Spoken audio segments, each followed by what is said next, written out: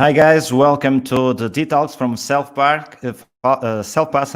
My name is Tiago Marques, and I'm the host to this Detox with some of our legends, hockey legends. The idea is to have an open talk with our guests, and today we are starting with legends from hockey. So we'll have a nice talk here with Maddie Hinch, also with Christopher Rühr and Jeroen Hertzberger. I will call them because they are already been here. Maddie, hello, how are you?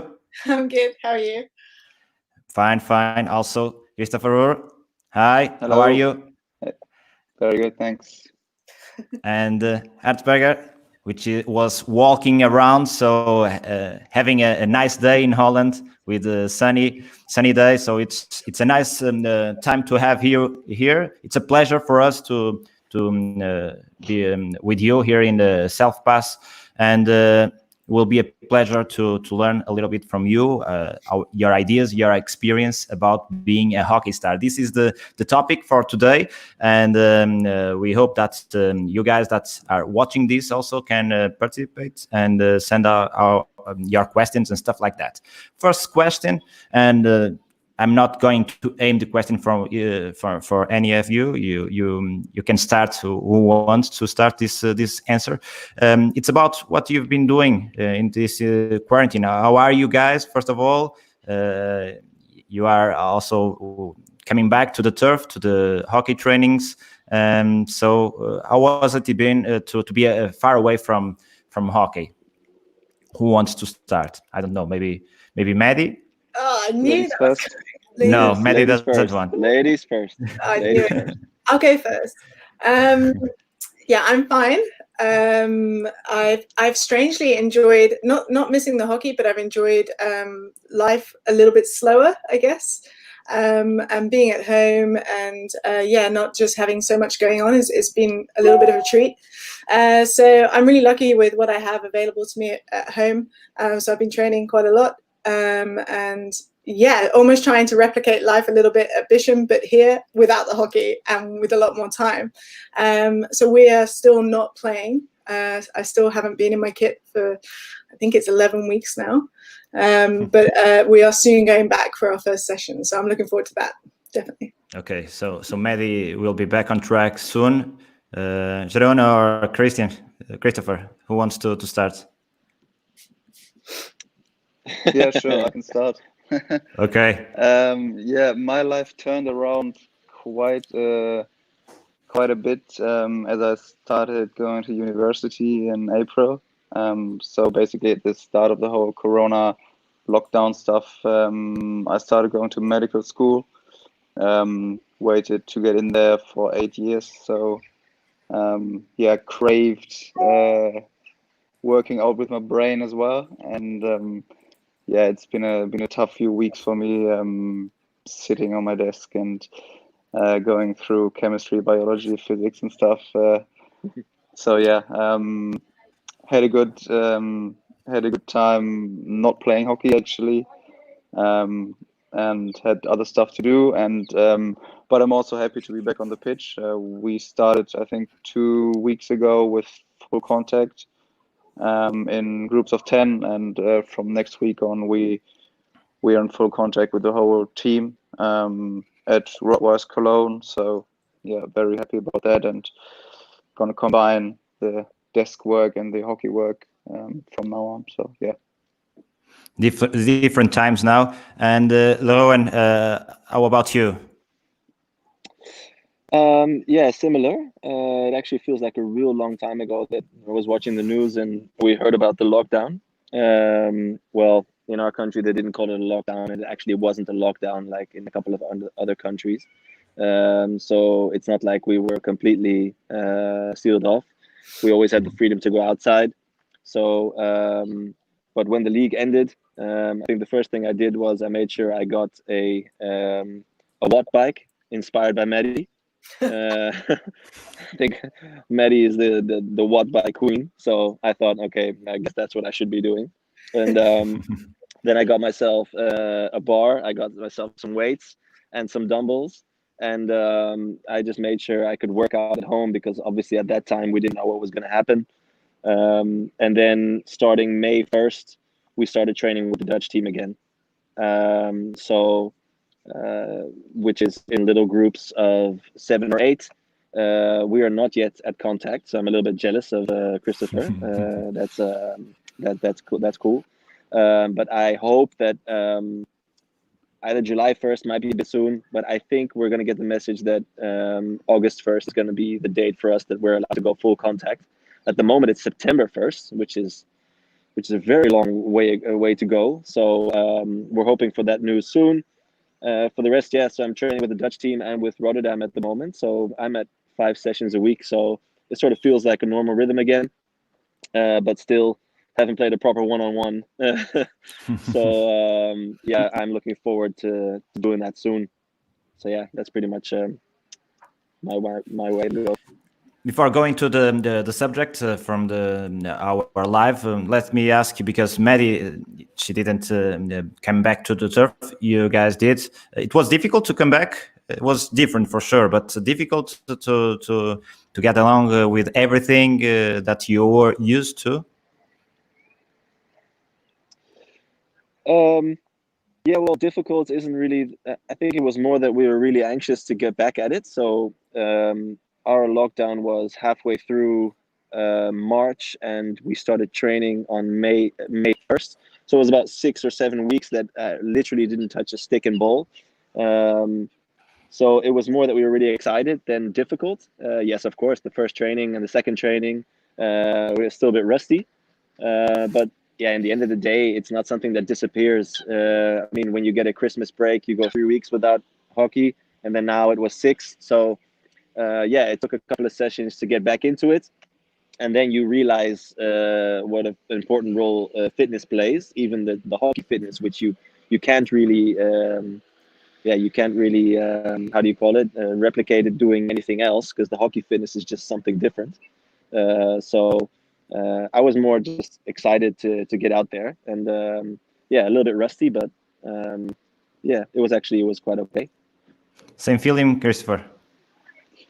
Rusty is probably the good word for it. Like Jeroen said, like you can run shuttles, you can do weightlifting as much as you want when you get back on the pitch, and have the reaction part where you have to react on what the opponent does, and all the different muscles that are used playing hockey.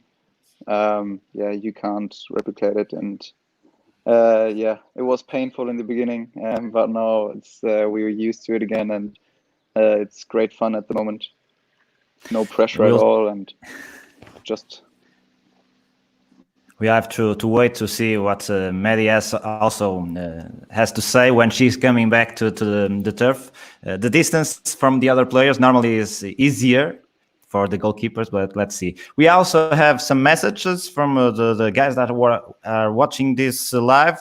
Looking forward. How are you? From I think China. I think hopefully it is. Don't get me wrong. And let's start with this topic. Hockey stars are our subject tonight, and I hope that you guys feel like a hockey star, because first you are. There's no doubt. And second, because if you didn't feel like that, you would screw up this live. So let's start. First of all, how do you feel when you hear anyone, a little child, a grown up, another teammate to tell you are a hockey star? What do you feel when you hear that? Can we start with Maddie again, because she didn't had the experience of coming back to the turf? I think it's always strange. I think that's the only way to describe it. I don't think it ever sits that comfortably with me. But I think if a child or a young player says, "Oh, I look up to you," or "You're my idol," or "You're a hockey star to me," then I think that's a really nice feeling, because we've all been there, and to have that sort of goal is essentially what we're trying to do most of the time. So it's a mix. I think it's super nice. You would rather have people talking than not talking, in my opinion. Like, that's why we do it. You want to raise the profile, you want to raise your own profile, but it's strange. Like, it's not normal. but at the end of the day, we're also not footballers. So I think it's us in our sports, but then outside of it, we're just athletes, I think. Yeah, but everyone likes to be a star in anything. It means that you are one of the best, and everyone that is here, besides me, obviously, works a lot to be the best. So, Christopher, Leroen, also you feel like that, like Maddie, a little bit strange to be known as a hockey star, but also good because in the end, that's why you work too, right? Yeah, I think she described it really well. It's a strange feeling, especially when it comes from adults. Like when there are little children coming to you, looking up to you, it's something different because you're sort of their idol. And but if an adult comes to you and says, "Oh, you're a hockey star," it's strange. And like she said, it's only in the hockey community, and apart from hockey, you're just a normal human being working hard. But still, hockey, at least in Germany, is a really, really small community, really small and not popular sport. So, yeah, so you're in that sort of community, but that's it basically. But you get the feeling from abroad also, Christopher. In Germany, it can be a small sport. I'm not saying anything. I'm from Portugal, so it's not almost not even a sport. But from when you were in India, and when you go abroad to play with your team or national team, you get that feeling. People recognize you also, right? Yeah, definitely. Especially in India, it's a really huge sport and people go crazy. But also at the European Championships, wherever it is it London, is it Amsterdam? It's always nice, and there are always people admiring you, which is a nice feeling. But in the end, you have to deliver as well. So there's a lot of pressure, and that's what makes it special. So you always have to deliver, otherwise people won't admire you anymore. So. Yeah. And Leroen, what's your experience hearing you are a hockey star? Obviously, you also hear that a lot. Yeah, well, I think I agree with Maddie and Christopher. I don't think we have the feeling of being a star, because I think we're all a fan of different athletes, and they're usually athletes of like the real big sports in this world. And I think we all realize that hockey is just, and it differs per country, but we're not in like the biggest of the biggest sports. So it's not the football, it's not the basketball, it's not the cycling, the tennis, the golf, things like that. Like the real big sports that are carried worldwide. And I think that's why it's hard for us to say, okay, we're a real star. Like, would we have been basketball, football, or golf players? Would have been a different story, because it's such a huge sport. And yeah, the fact is, hockey just isn't as big as the other sports. And we all play because we love the game, and no one's getting rich from doing it. So it's like more of a hobby that went in a good direction. And the fact people saying, yeah, you're my idol, or you're a star, yeah, it's just very surreal, I think, because yeah, we just don't realize that maybe in the end of the day, hockey might just be a little bit bigger than we think, and there's quite a lot of people watching it worldwide. And when we get to big tournaments, I think that's when we realize how many people watch. And Maddie is the Olympic champion in this group, so I think she understands what happens to a team that wins gold. So I think she knows what can really happen. Hopefully, me and Christopher will experience that one day. But yeah, like I said, it's unbelievable. I mean, I did a training this morning, and there was a kid, and he lives all the way down south in Holland. It's like 2.5-hour drive, and he signed up for the coaching for the masterclass, and yeah, it's 2.5-hour drive, and he just wanted to be there. And I sort of looked at him. I said, "Are you serious?" 2.5-hour drive. In Holland, that's a long distance. So yeah, I just thought that was amazing, and I thought it was fantastic. And yeah, so sometimes we're a little bit surprised by people who say that, but I just think it's a great thing and we should cherish it. And like Christopher said, we're also the type of sport where you don't perform for a year, also no one knows who you are anymore. So the pressure is there to keep proving, and then people are gonna want to follow you and call you a star. So I guess you just enjoy it while it lasts. Yeah, and the three of you said interesting things that will bring us to the next question, because Maddie was speaking about raising the profile, and you guys saying that hockey is not as other sports like football. Football is a different sport everywhere in the world, but you work hard as any other Olympic player, as any other football player, for instance, or even more, because some football players train once per day, and you guys also train twice or whatever. Why is hockey different than regarding the wage or the recognition from everyone? Why do you think that? Okay. Not an easy question. I'm sorry. I think sorry. it's I mean it's a simple supply and demand thing. It all comes down to how many people want to watch it. And it all starts from somewhere. So a sport is big because people want to stay at home to watch it. It's fun to see, and then all of a sudden TV gets involved, and then that's how a sport gets more recognition. It's the same reason why there is how should I say it?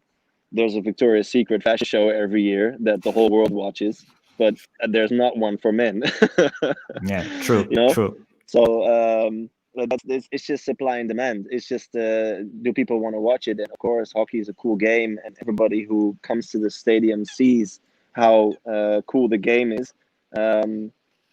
But yeah, in the end of the day, I just don't think it's attractive enough to really become a TV sport.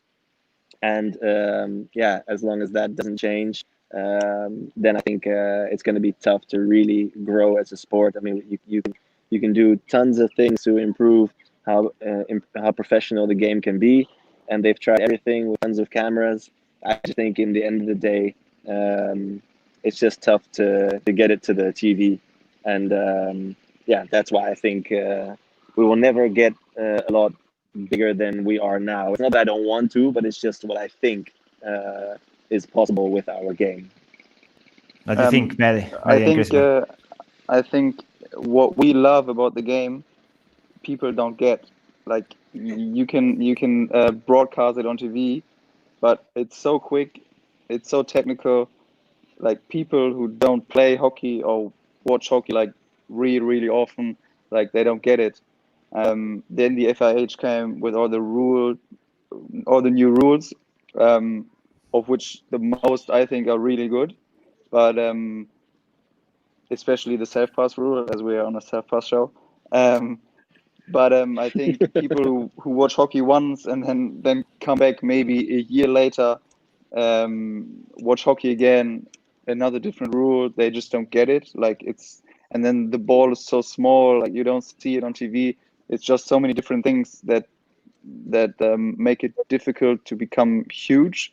But that's especially the things that we love about the game. So it's quick, like there's lots of skills involved.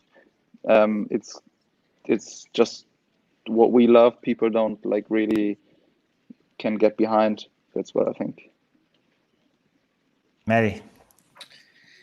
Yeah, I don't think there's much more than that really is like the main point. The only other thing I'd say is that, there's only so much space in the world for sports, yet there's so many. And if you're constantly battling for that space, and then when you get your time, it's not like the most dramatic game or, eye-catching, then your moment's almost gone. And we're always chasing a moment. And I think if you look at like what happened to us as a squad, the final was like one of the most watched sports ever in that one moment, but yet we're still in the same situation 4 years later, if not slightly backwards. So if it's not possible off the back of 9 million people moving our news, like in a final that had everything, like as the guys say, it's just not going to change. And yeah, I think what we love about it has to stay there, but that doesn't suit TV. And so yeah, unfortunately, it's just the reality of what the situation is. And because we don't have ginormous stars alongside that, it's like football. Like football games can be boring, but people are just most of the time tuning in just to see like Ronaldo for 2 seconds. But we don't have those profiles, so we can't even win that, and you can't get those profiles until you get huge amounts of TV. So I just don't know how it can possibly change unless the game changes. Yeah, and football can be boring. That's definitely true. Yeah. And hockey is not as boring, obviously, but yeah, you get the point. Let me just tell you that we have here some messages you've seen here in your television from Poland. Daniel, also I think from Holland, awesome show. Also from South Africa, and Johan Lawrence was saying that he loved the show, and we were only 10 minutes going on. So it's a nice thing to say in the start. So, but you feel that you are a different athlete from the other athletes from the other sports. The recognition, etc., it's different, but you feel like you work less than the others. Your effort is less than the others. Depends on what sports you're talking about. I think, for example, in Germany, when you see what the rowing team is doing, I think that's a whole different level. But on the other hand, when you hear what footballers train like, and then you see what you train like, it's different in the other way. So it's kind of sometimes it's kind of annoying. But on the other hand, like I don't want to be a footballer. Like to be obviously to have loads of money, okay, cool. But to be in the spotlight every second of your day when you're outside, be recognized by everyone. That's not what I wanted to live like, and so I'm very happy to be in my hockey circus and do what I do, and now started studying and stuff like that. I mean, who of the footballers, or let's say golfers, basketball players, like who does that? Like they don't have any free space to do what they want to do actually. So. That there's ups and downs and everything, Jeroen, what do you think about that? Do you think that you are different? You find so many difference from the other sports players, athletes? Yeah, I mean, I'm not quite sure. I think in the end of the day, everyone trains really hard. One thing I do realize is that in hockey, there's a really big difference between international hockey and club hockey. So you can't really compare the two. It's nearly even a different sport. I think maybe in the top of the EHL, maybe the level is really high if you look at all the champions from the top leagues in Europe. But in general, if you look at the club hockey, I mean, everyone in club hockey only trains maybe 4 times a week, and just international level is nearly double. I mean, I think Christopher and Maddie can agree to that. There's guys just playing club hockey. It's just completely different level. In Holland, even with our referees, it even seems like it's a different sport sometimes. Playing international hockey and playing club hockey, because rules are interpreted a lot different. International hockey is way more physical than club hockey is. I think that's just a really bad thing, because if you look at football, then club football is the same as international football. The level is both really high, and everyone works just as hard. And yeah, so that's one thing that I mean, if I look at the amount of TV coverage there was from Dutch club hockey on like the main Dutch sports channel, then that was about 2 minutes every Sunday after a league round, and now it's still just 2 minutes every Sunday after a league round. You get 2 minutes of highlights of one game, and yeah, it's pretty much all the goals they show. So in that it's way, 0 club seconds. hockey, yeah, no, 0 seconds in Germany. Yeah, so that's what I mean. There's such a big difference, and then when the Olympics come around, obviously everyone has the attention, and field hockey during the Olympics is one of the games that's being viewed the most because it's just really fun to watch. But it's a little bit like swimming. Like the swimming at the Olympics is huge. I always watch it with back in the day with the Dutch guy who was really good, Peter van der Hogeband, and Ian Thorpe, and now obviously with Michael Phelps, who was a phenomenon. But when do we ever watch like a European championship or a world championship of swimming? Usually it's just at the Olympics when it's at a peak, and then for 3 years it's kind of quiet, and then all of a sudden the Olympics come again, and swimming is one of the best viewed events. I think they're in a similar problem as we are. For example, it's such an amazing sport to watch, but it can't get lifted off the ground, and I think that's something a lot of sports struggle with. But yeah, everyone puts in the hard work. I guess I agree with Christopher. The rowers are machines. It's a whole nother level physically, I think. But yeah, if you compare us to any other sport, I think we do just as much. We put in the work, and that's the way I think for most sports everything goes. Yeah, Maddie, we have some message for you. Or this one is regarding hockey in the UK. He says that lucky even to train twice a week at club level. It remarks the difference that Leona was saying.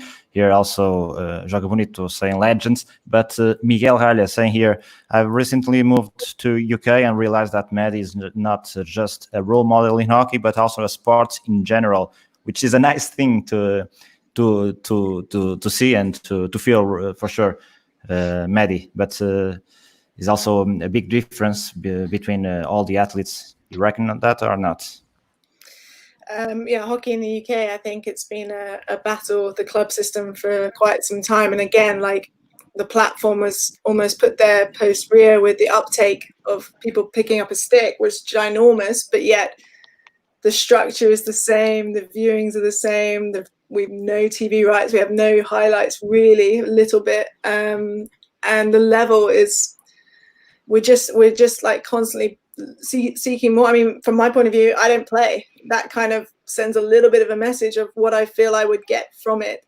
I would get the social side, which I absolutely miss, and you know, having that separate team to be a part of, that less pressure from international, there's all that. But in terms of what it challenges me, you know, the level is just not there. And I'm now spoiled, having spent 3 seasons in Holland where I feel they do an awful lot right. But again, you know, we're battling for people to put money behind the clubs. We also have a school system that is different to Holland. So the kids are in school for longer, so they don't really sign up to clubs. They play school sport instead. You know, more traveling, 1 pitch, not 12. Houses, you know, so unless someone comes in and says, you know what, I'm going to put £1 billion into the entire hockey system and we're going to strip out everything, it's just going to carry on as it is. And like I said before, if Rio could not change it, like what will? Like really, what will? So and that's just, it's just the reality of the situation for me. And I wish I was sat here saying it was so different, but it's just not. And it's been like that. If anything, I think it's gone a little bit backwards over the years that I've been playing. I mean, back in the day, I started at Leicester Ladies and we were in a European final when I was just a kid. And now, you know, the English teams are struggling on the European continent because I think Europe are making strides ahead of us. And what the reasoning behind that is, I'm not entirely sure, but money is a big factor for sure. Yeah, but it was frustrating for you after the goal because everyone dreams about winning a goal. Obviously, that's without any questions. Even if it goes better, the hockey are worse afterwards. That's not to do with that. But everyone thinks that after having a great Olympic tournament, everything will be better for our sports, even if it's in England or in Holland. Now we have some issues with Leroen, but and in Germany, anywhere you think about that. But it was frustrating for you. I think it is frustrating looking now that we're about to go into another games, and if you compare, kind of maybe 2016 before and now, I'm being honest, I don't think there is much difference. I think we had that real peak immediately post-Rühr and probably up until Christmas where life was just mental and we were the sport being talked about above pretty much everyone else. Did we capitalize on that as a sport? I don't know if we did. And was that down to factors that were out of our control? Like, I don't know enough behind the scenes to know what could and couldn't have been done. But it did seem like there was a massive opportunity to finally shift the sport in the right direction. I feel like we missed it. But having said that, we still have more people playing than ever. So there are some positives. It's not just all negative. Yeah. But I think my heart wishes that it was different now, and I feel like we had the chance to do it, and I don't know why it's gone the way it has. Things have to change, and unfortunately a lot of clubs and people don't like change and don't like maybe taking a few risks with it, and are happy to stay how it is. And okay, well then, the outcomes will always be the same unless we are willing to almost like take a bit of a leap with it, I think, and go, do you know what, let's restructure the whole thing. Let's maybe try a Super League or shorter seasons or a different time of the year and things like that, which I've seen other sports do. But yeah, I'm not at the top of the tree, so I don't have any real say in that. On top of that tree, because you are on top of other trees regarding being a hockey star, I'd like to add on just one thing, just because. Yeah, of course. It's not necessary. It's two things. So at first, it's not such a bad thing that hockey stays the way it is. I mean, okay, we all want to be Tiger Woods and we all want to be Roger Federer. That's fine. But it's not such a bad thing that our game stays the way it is. I mean, I like our game. So it doesn't really bother me that much that we might not become global superstars, or a hockey player will never be on the billboards of Nike or whatever, or Adidas, like the real billboards, like the real covers of magazines, whatever. It's not such a bad thing. On the other hand, what you see now is that you can see little things starting at the Youth Olympics where they're playing 5-on-5. And I think one of the reasons why they're doing that is because it's just way more attractive for TV, and it's a lot more easy to watch because it's quite simple. It's 5-on-5. It's like basketball. It's 5-on-5. You can shoot from anywhere. Ball goes in the net, you score. Just like golf, ball goes in the hole, you score. Ball goes in the net, you score. Tennis is actually also quite simple in the rules, and they're just trying to simplify it. And if you play 5-on-5, it's a lot easier to get real icons and heroes. Mm-hmm. So I don't like it, but on that hand, I kind of understand if they want to grow the sport, something needs to change drastically.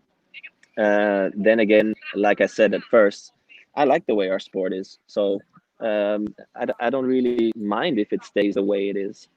Like I said, I like it. You're also quite lucky because Holland has got an unbelievable setup for club life. So your club life is like super nice. Whereas if you're an international athlete here, it's okay because you're a full-time contract. But if you're that person trying to get into that sport and you can't, you like I don't know who made the comment, but there's like one training session a week.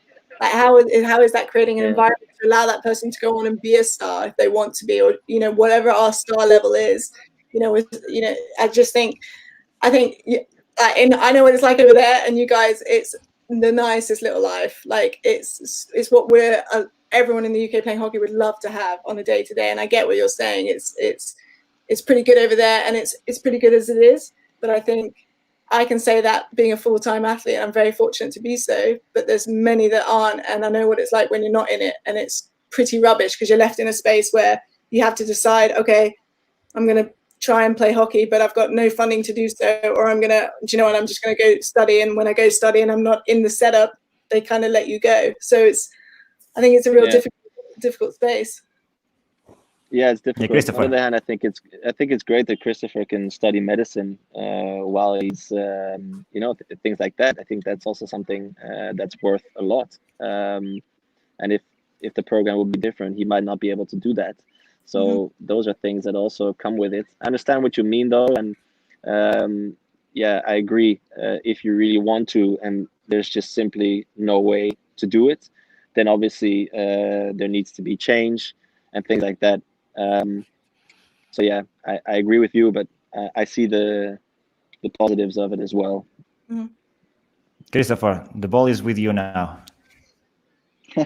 Yeah, well, I think what Maddie says is quite a difference in systems.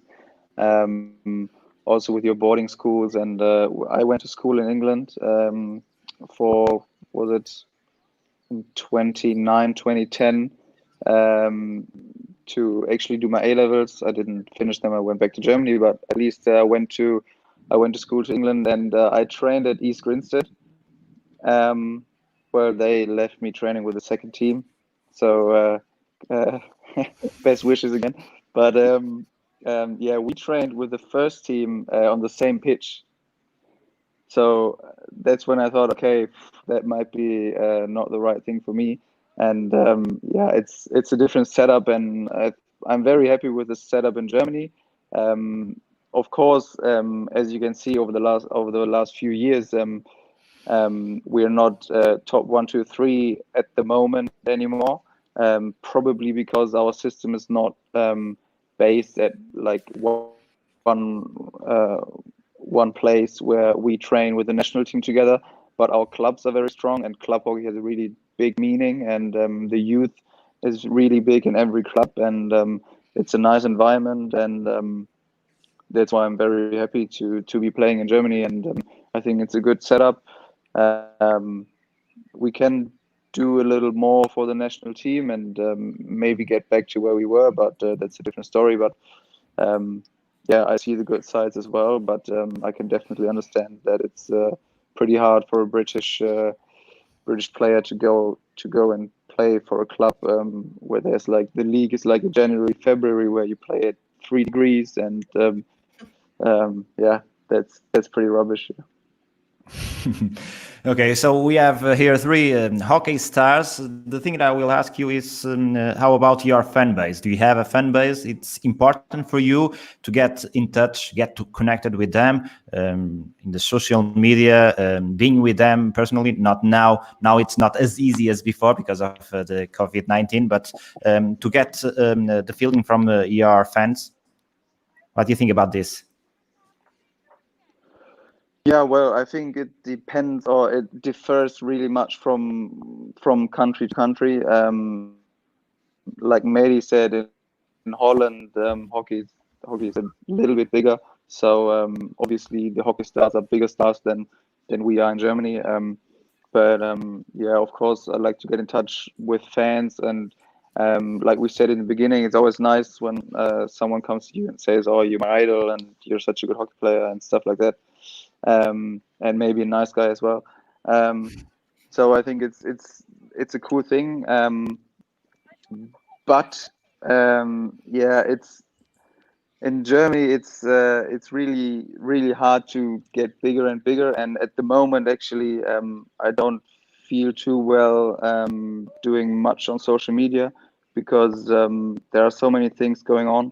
The COVID, the Black Lives Matter, all kinds of stuff, and I don't think it's, at the moment for me, it's not, I don't feel well posting that I like it to get back on the pitch or study or whatever, because I think that there are way more complex and important topics at the moment, where I obviously have an opinion too, but it's not my thing to like publish it too much. Yeah. And because there are other people, experts, and yeah, more qualified maybe to speak about that. But before this COVID-19 and all the mess up that is getting on in the world, for you, it was important to get that feeling from your fans, right? Sure, yeah. Okay, Maddie and Jeroen. I think it's similar to what you said with the question before around the stars thing. I think it's essentially the same. It's a nice feeling to have. It's still strange. I think the social media world is a really interesting one. I think as you kind of want it to grow, but then when it grows, it can change in your purpose behind it, I think. It certainly has for me. For me, it's almost a little bit of a job. Like there's expectations to do certain things on there and almost be a little bit of a certain way without becoming across unnatural. It's almost like an impossible task. So I enjoy it. when I feel like I'm on it just as me, but as an athlete, I feel like I have to say the right thing or be the right message all the time or post the right stuff, and I find that quite tiring. But at the same time, like, it helps towards your living. Like, it's like you either want to do it or you don't. You either enjoy it or you don't. So, but at the end of the day, also, I'm not Ronaldo with however many million followers he has. It's not a lot in the grand scheme of things, but in hockey, it helps, and it's trying to differentiate the two. And I think that's sometimes quite difficult sometimes as an athlete, is to be able to actually just be like, okay, this is Maddie. And sometimes I really wish I could show that more in just the more normal side. When I first joined social media, it was just like, hello, like, this is me. And now it feels like a little bit I've got to, or I feel that way a little bit, to be like showing all the good stuff. But I wish I was more comfortable being more natural on there. And I think that would only help your fans and your followings to kind of see the reality of it. But it's just how that sits with you and how comfortable you are with it. Yeah, maybe it's a work in progress. We never know. We'll see. Jeroen, your opinion on that, because you also have some apart from the social media, you also have a TV. So you have been thinking about that, right? Yes, I agree with Maddie quite a bit. At first, for me, it was real simple. I mean, I'm on Instagram because I like the app, and if I like something, I post it, and if I don't like it, I don't. So sometimes I post something every day, and sometimes a month goes by and I don't post anything. Which is, if you're trying to grow a fan base, is the dumbest thing you can do. So it just shows that for me, it's not a target to grow a fan base as quick as I can. Obviously, starting Hertzberger TV on YouTube is also something that I just really find it's a lot of fun to do. And yes, the bigger your fan base is on Instagram, the more it helps. But like Maddie said, you'd have to really open up to really become a figure that is frequently on Instagram, and that's just not what I want to do. And I don't want to post everything I do. So like I said, I post what I like, whether it's a view of a lake, or whether it's my kid, who I think looks cute. It's as simple as that. That's just, and I think we all just do that. You post what you think is cool. You don't wake up one day and think, oh shit, I need to post something today because otherwise my followers are going to be unhappy. No, that's not the way it goes. So yeah, I think on the other hand, we all have our sponsors, and the way you like it or not, our sponsors nowadays, they want to see some stuff on Instagram. So there's a little bit of a responsibility there. Well, at least in my sponsor deal, I have some agreements on how often I need to post or whatever. So that's fine. And yeah, here and there, it might also be, there might be a bit of a business thing to it, because maybe a company wants to pay you a ridiculous amount of money to post something, and then well, we're also just normal people, so then we might just go for it. But yeah, in the end of the day, like, I agree with Maddie. It's tough to completely open up and become like a type of vlogger, like people are. And have consistently, everywhere you go, you got that thing in your hand, and it got 20 stories a day. Yeah, that's not me. So I agree with Maddie. And you have to play hockey meanwhile, so you don't have time for all of that. We have here interesting questions from our fans watching this. We are going there in a bit. Before that, when did you feel like when was the best moment you felt like a hockey star? Maybe Christopher said talk about in India when he was playing in India. Maybe there, I don't know. When do you feel like a real star? Because you're talking about not being a star like in football or other sports. But when was that feeling for you guys? I think it's always at tournaments, actually. So when you're at a tournament, the way from the bus, the pitch, or to after that to the cool down area and stuff like that, and people watch you and people want to get near you and want to get autographs and photos. I think it's actually, and at every tournament it's the same, and that feels very cool for the time of the tournament, and it's very nice when it's over after it, and when you can just be yourself and just maybe chill a little, and don't have to maybe always look what you do and what you say, and so at big tournaments, obviously in India, where people think they know you, or they just like you because you play hockey, you never know. But at big tournaments, it's always cool to be part of the show. Interesting. When people think they know you. Okay.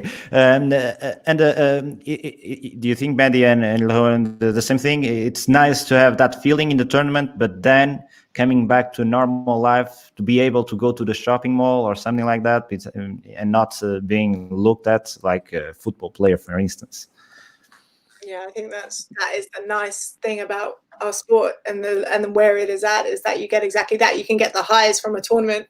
I know for me, our home World Cup 2 years after Rio was just the most insane thing, because obviously you've got a home crowd who are still flying high on that, plus other nations, real fans, if they're traveling there, then they tend to know the stars, so then they're like, you feel their energy as well. And to come home after a tournament, it almost is quite depressing after those because you miss that buzz.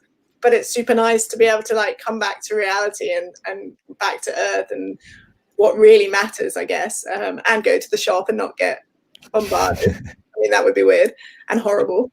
So yeah, I think it's really nice that we can really work hard to have those feelings and be a part of those occasions. And I think if you had them all the time, surely you would lose the real kind of the heartfelt feeling of like why you do it in the first place, and I think you get better at those tournaments and the energy the crowd and the fans can give you. Owen, same thing?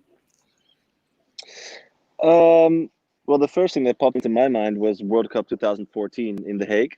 For me, that was a real it was a change in because obviously, like Maddie said before, hockey in Holland is set up quite nicely. I mean, we have 300 clubs. We have a bunch of fields, and the league set up and the club life is really good. But even when we had the World Cup in 2014 in The Hague, where they turned the football stadium into a hockey stadium, that was just really big for us as well. So I really recognized a big change. Obviously, we did quite well. We made the final, got our asses kicked, by the way, but and that aside. By the Aussie.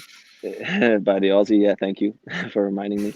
But no, there was a big difference. Like, there was a big difference in walking in the streets and going to the supermarket and getting recognized. And I just felt like after that World Cup, there was just a real there was a big change in the, if you would say, like, fame for the players.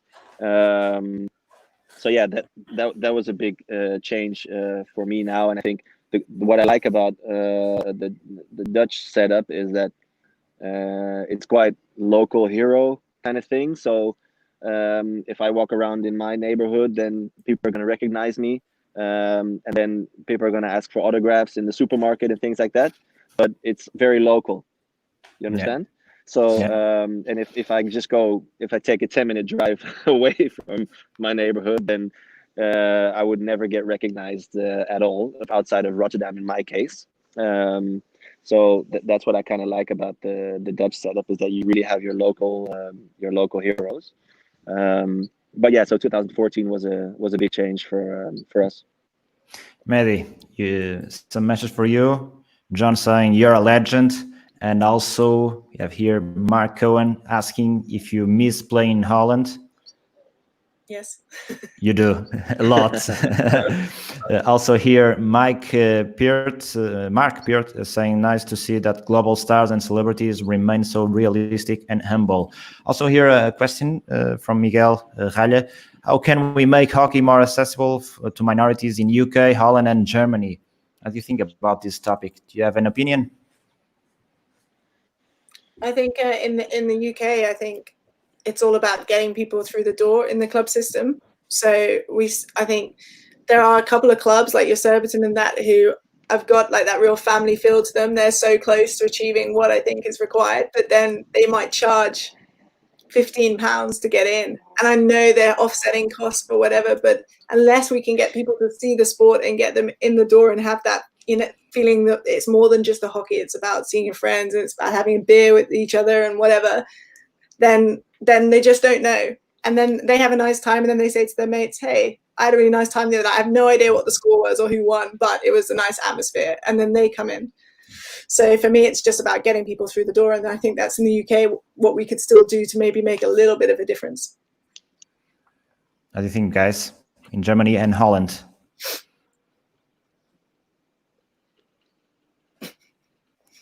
Or should I? Who wants? It was like a game with a straight face now. I don't really have an answer straight away. It's a really good question. Like Maddie said, the leap you have to take to join in the sport just needs to be really low. Is that how you say it in English? Yeah. It needs to be a small step to join. And the way you look at it, hockey is just not. It's not a very small step, because a few things are required to play the game. So I don't really have a straight answer to that yet. I'd have to think about it, but yeah, I'd love to see the sport being carried really wide. But yeah, how is a very good question. I don't know. Okay, Christopher. Yeah, sorry. It's tough. I mean, in the end, it's probably about money, like it always is. In Germany, it's quite expensive to be a member of clubs, and then it depends on what club, obviously, but also the sticks and everything you need for hockey. I mean, it's not many people who can afford it for their families, for their kids. So that's a big thing, and it's really hard to change, I think, because obviously hockey sticks are very expensive, and but the hockey brands also need to make money and be on the market. So yeah, difficult question. Yeah, money, how the song was going. Hockey School says it's so inspiring to know that Ruhr is studying medicine and still managed to be one of the best players ever. So here is a nice message for Christopher Ruhr. Also, we see about that. Well, you're a star already, so you're going well. Now, a big message from Finn for Jeroen. Normally, you can't live from hockey in Germany. Can players who are a little better than normal players live from hockey in the Hoofdklasse? In Holland, everything looks more professional. I think there is a group of players who are not in international teams who can live off the Hoofdklasse, their contract with the Hoofdklasse. But then again, it also depends on your lifestyle a little bit. So I guess, I mean, I don't know what the average wage is of a Hoofdklasse player who is not playing internationally. But yeah, I think in the top of the Hoofdklasse, and then I look at, I think, top 6 clubs, the guys who are not playing internationally but are contracted, I think they do quite okay. So if they can live off that, yes. So that's obviously fantastic. Yeah. Here a question from Andrea Leather. I will change a little bit the question. She is asking, what age would you say your peak in hockey was? I will change it to will be. Do you think that you achieved the peak, or it's becoming in the next years? What do you think about that? Well, she thinks we've all peaked, clearly. Well, thank you. Next question. No, but you think that you achieved the peak? There's a lot for all of you to go still in hockey, right? I think me and Jeroen are a little bit older than Christopher here. I think. Yeah, but the schedule gets tighter and tighter, and there's hockey and hockey and hockey. So We see if I can play at Jeroen's age. Yeah, I mean, I think. Well, I'll answer for the others. How's that? Go for it. I don't know you guys at a level to give a proper answer, so I'm just kidding. But I think there's a lot of things that come to the game. I mean, everyone can shoot. In Maddie's case, she's obviously one of the best goalkeepers in the world. And I actually came across the highlights of the Olympic final the other day, and actually watched the shootout series and some highlights from the game. And that was amazing. It was really amazing to watch. So I think Maddie will agree that was an amazing peak. However, she takes all that experience with her now, so there is absolutely no reason to say she hasn't improved. So I think the experience that you take. So if I would look at myself as well, yes, were there seasons where I felt like I played better than, like, have I played well when I was 26, better than I was 28? Yes. Better than 31, better than 24? Of course. You have good seasons and you have bad seasons. But if you just look at what is expected and the experience that you gain, and the game changing as well, because don't forget, we went to 4 quarters a couple of years ago, just makes a real big difference. So it's real hard to say when your peak is. I mean, of course, I'm 34, so I would think that maybe I've had years in the past where I've played better than last year. However, I think the reason why I'm still going is because I think I can still touch a higher peak, and that's why I'm still here. That's why I'm still going. That's why at the moment I feel like I'm going downwards. That's the moment when I say, okay, I'm done. And I could say now that I think, okay, I've had my peak. But what if next year I play an amazing Tokyo and all of a sudden we win gold? Just imagine. Then obviously that's going to be a peak. So a peak is more than just having a good tournament or having a good year. I think you look at the total package. The peak is experience plays a large role in how good you are as a player. And it's at 34. I still have the feeling I can still improve in a lot of areas. So yeah, that's the way I look at it. Yeah, Maddie and Christopher. Yeah, he said it. He said everything. Okay. He's officially the guy that, yeah, you have to see all the picture, and maybe it's only in a few years you can do that. Another question for you guys, from now or from the past, or from both, some players that you also think they are okay or were okay stars for you. Maybe some idol, maybe some teammates that you play with nowadays, or both. Oh, I think there are so many hockey stars, especially because social media is a thing.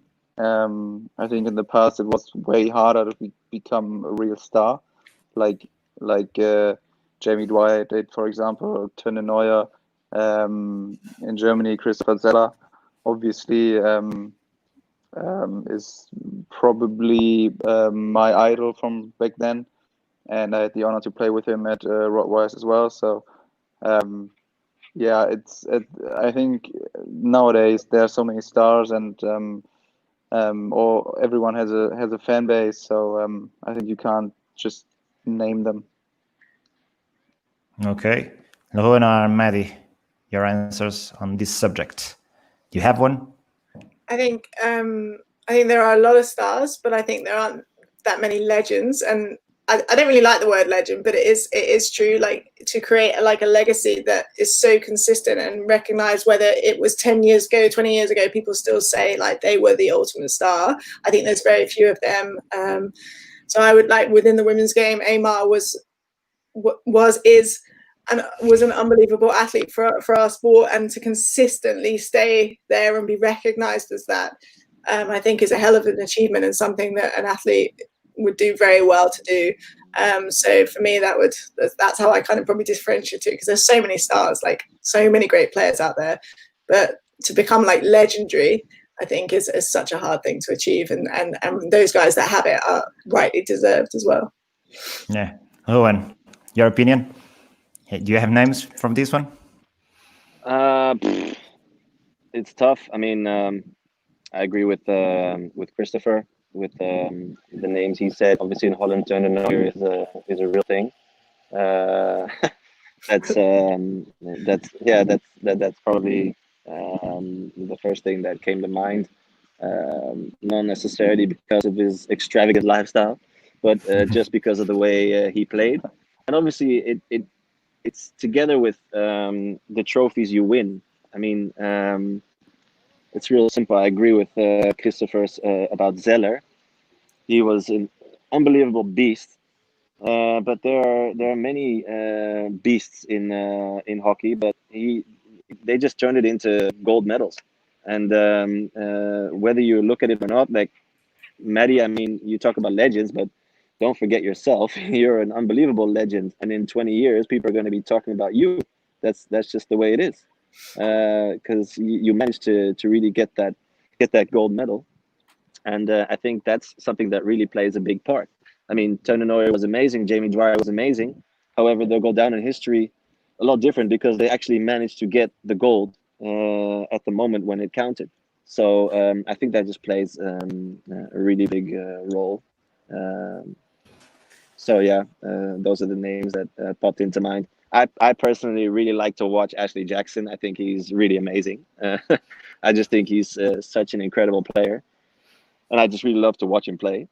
So that's just an honest answer from me. And I could give quite a lot of names as well, but that one popped into mind. I love watching him play. I think he's really good.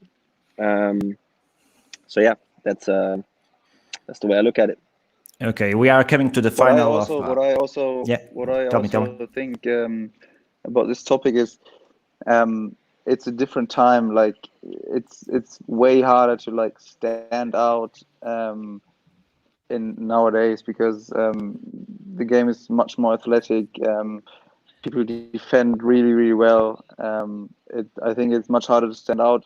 That doesn't mean that legends are not legends, because they obviously played in their era at a really high level, won all the goals, won the trophies, which is very admirable.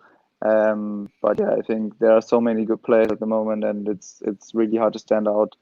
That's why I always I'm very it's really hard to vote for these hockey stars, what I think, because like you have 5 top players who are probably on the same level. So I think it's just really hard to stand out. We are getting to the finish line here in this live, so we have only 2 questions, more or less. The first one is to know if I'm sorry to interrupt you, but would you mind? I need to go. Yeah, it's so, really fast. I hope. Yeah, it's really fast. No, I don't mind, Jeroen. Obviously, we have to thank your time here, so it's fun. Only to know, you did already the challenge with Maddie that you talked with in the Ep1 live. There was a challenge to be done. No time for that. Yeah. I'm not allowed to fly to England nowadays. Yeah. Okay. But she hasn't had her gear on for 7 weeks, so that's not happening. That's now a good timing for you, Jeroen. The last thing, if you want to be the first, Jeroen, so then you can go. You have any question for Christopher and Maddie? We are finishing right now, so. A question. If you want, if you don't have, you don't have. No problem. Lots of pressure now. Will you both come play for Rotterdam? Fast answer for Christopher and Maddie. There's a history over there. They've already signed both of them. Okay. I wish you guys both the best of luck with everything you do. Okay, Jeroen, thank you very much. We are. You can leave now because obviously Jeroen have an issue with the family, so that's the first thing. And thank you very much for your time here with us. And we are also finishing. Thank you, Jeroen. Finishing with Maddie and Christopher in 5 minutes at most. If you have any question for Christopher or Christopher for Maddie, you can have it. After that, do you want to tell us any topic that you liked to be in discussion here in the next episodes of these D-Talks, and some guests? What do you find interesting for the next episodes, for instance?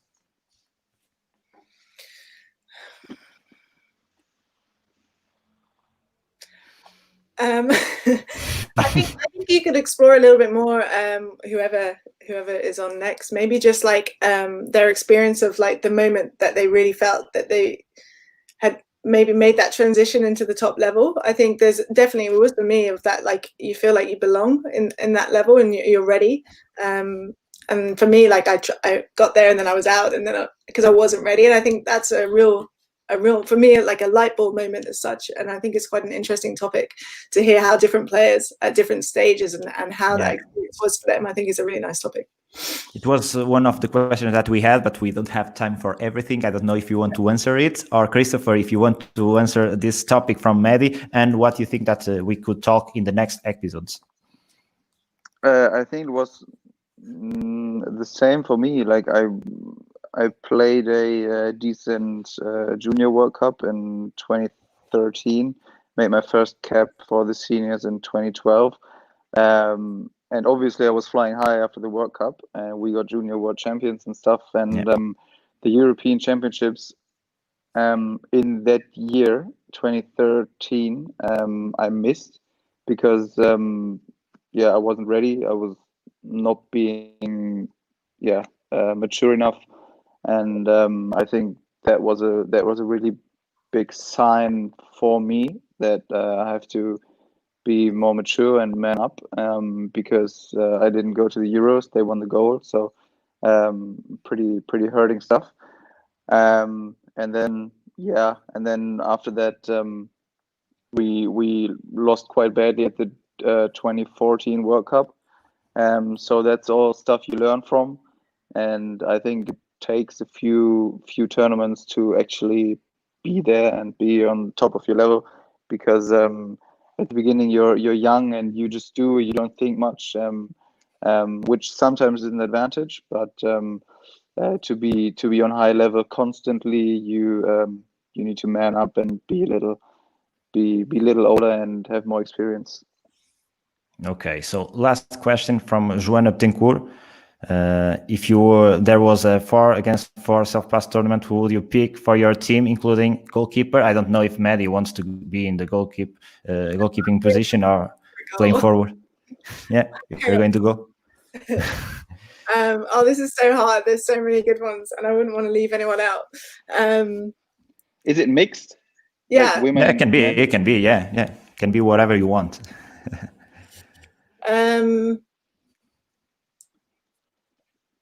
Oh God. Christopher, if you have already, you can. I start. Yeah. So you give time to Maddie. I start. I pick obviously Maddie Hinch as my goalkeeper. I pick Luciana Aymar. Yeah. I pick obviously Nico Lawrence. For me, one of the best players in the world. And I and yourself? Christopher Zeller. You'll be the coach. And I'm the coach. Yeah. Okay. Nice team, Maddie. Maybe you will like to choose a German guy. You don't have to pick me. Like, you don't have to pick me. I'm gonna pick you, so I feel fair. My team, and then I would also put Aymar in there, and then I think I would put Ash. He's really good in small spaces, so I think Ash. Yeah, he's awesome. Yeah, and then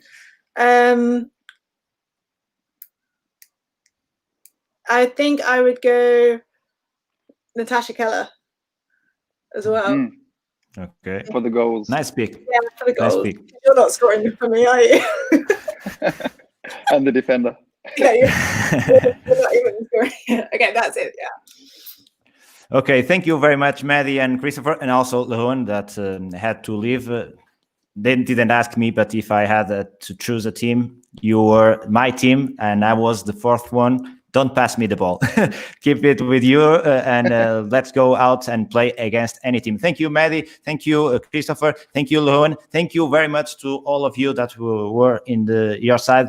Also sending your messages, sending your questions. It was really fun to be here to hear what these hockey stars had to say. And, you know, follow them on the social media so you know a lot about Maddie, about Christopher, about Jeroen. Not everything as they told us today, but to know a little bit better all of these hockey stars, and also self-pass. It's important to know some skillers and dribblers and have fun. That's the most important thing in the lockdown, outside the lockdown. Have fun playing hockey and try to be like these hockey stars. Thank you very much. See you next time. Thanks, guys. Thank you. Bye. Bye.